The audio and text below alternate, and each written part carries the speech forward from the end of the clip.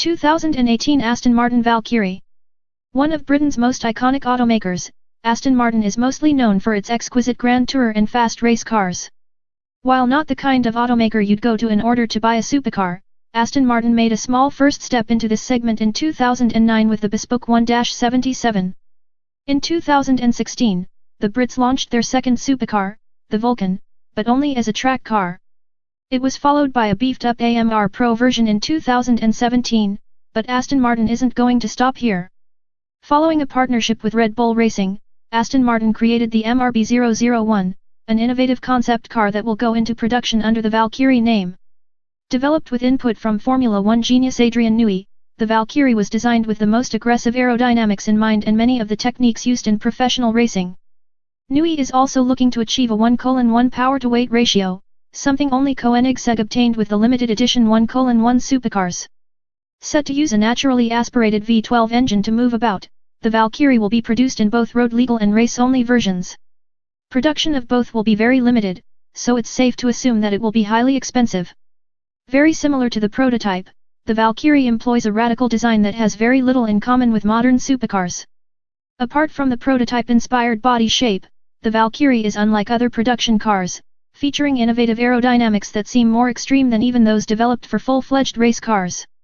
While the teardrop-shaped cockpit is a rather familiar design, especially among prototype race cars, the massive Venturi tunnels that run either side of the cockpit floor have never been used before on a production car.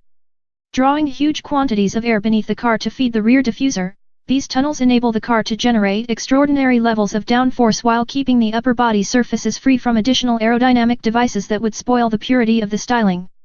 Sounds pretty fancy, but we'll have to wait for Aston Martin to back these claims with actual figures.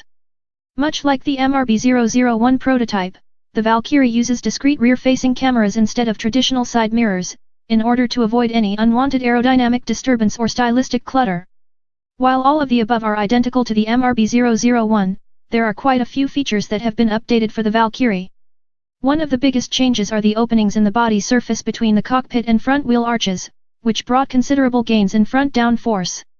The headlamps are also lighter than usual, with Aston Martin claiming that they weigh 30 to 40% less than the lightest series production headlamps available on Aston Martin vehicles.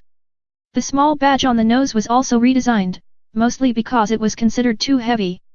Not wanting to use a simple sticker, the Aston Martin design team came up with a chemical-etched aluminium badge just 70 microns thick. That's 30% thinner than a human hair, and 99.4% lighter than the regular enamel badge.